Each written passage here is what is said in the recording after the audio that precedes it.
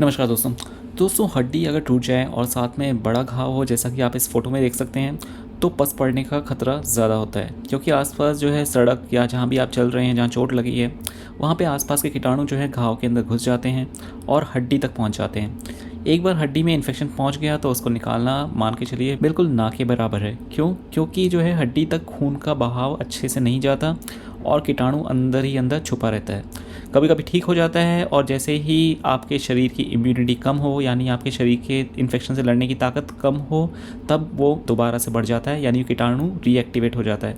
तो दोस्तों एक ऐसा ही पेशेंट था, उसका एड़ी के ऊपर वाले जोड़ की जो हड्डी होती है, यानी एंकल के आसपास जो हड्डियाँ होती हैं, उसमें फ्रैक्चर था।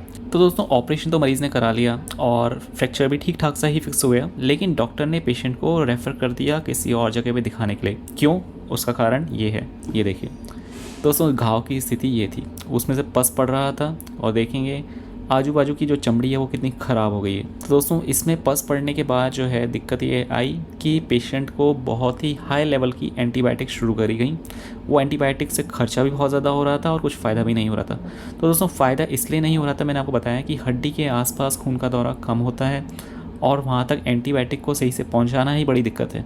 तो दोस्तों इसमें हमने क्या करा, इसके जो मरीज़ के टाँके थे वो सब खोल दिए, और जैसा कि आपको मैंने पहले वीडियोस में बताया है, हम जो ड्रेसिंग करते हैं उसमें यूसॉल को यूज़ करते हैं। तो दोस्तों इस घाव की जो है डेली यूसॉल से धुलाई करी गई, और जो इन्फेक्शन एंटीबायोटिक से ठीक नहीं होता उसकी यूसॉल से धुलाई करेंगे तो इन्फेक्शन अपने आप ठीक होना शुरू हो जाएगा। बस ये है कि देख रेख के लिए आपको किसी अच्छे डॉक्टर को दिखाना ज़रूरी है, ताकि ये डिटेक्ट किया जा सके कि ड्रेसिंग डेली बेसिस पे करनी है या रुक के करनी है। क्योंकि क्या होता है, लोग जो है डेली बेसिस पे ड्रेसिंग करने लग जाते हैं, उससे क्या होता है, जो चमड़ी होती है उसको सही से भरने का मौका ही नहीं मिल पाता। टाइम चाहिए होता है चमड़ी को अच्छे से भरने के लिए, और अगर रोज़ घाव खुलता है तो चमड़ी जो है एक तरह से ड्रेसिंग के साथ उतरती रहती है, तो दिक्कत आती है।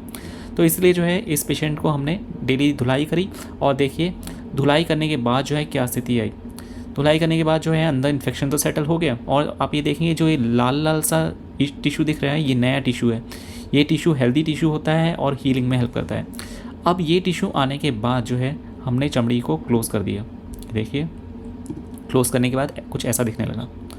तो आप सोचेंगे अभी भी लग रहा है ठीक होगा या नहीं होगा। तो दोस्तों उसके बाद वही होता रहा, यूसॉल से बस धुलाई होती रही, और ये देखिए घाव की स्थिति कितनी सुंदर हो गई। अब देखें आसपास सलवटें पड़ रही हैं, कहीं पे सूजन वगैरह कुछ नहीं है, तो यानी घाव सही डायरेक्शन में जा रहा है। और ये जो है स्थिति थी उसके कुछ हफ्ते बाद, और ये उसके और कुछ हफ्ते बाद, और फाइनली देखेंगे घाव बिल्कुल सूख सा गया है। ये देखिए यहाँ पे तो चमड़ी बिल्कुल चिपक गई है, यहाँ थोड़ा सा बचा हुआ है पर वो भी भरने वाला है।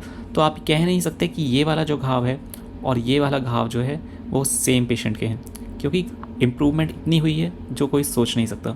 तो दोस्तों आपके पास भी ऐसे कोई पेशेंट्स हों जिन्हें घाव भरने में दिक्कत आ रही है, आपको कुछ हेल्प चाहिए, तो आप कमेंट में लिख सकते हैं। आशा करता हूँ जानकारी आपके लिए हेल्पफुल रहेगी। धन्यवाद।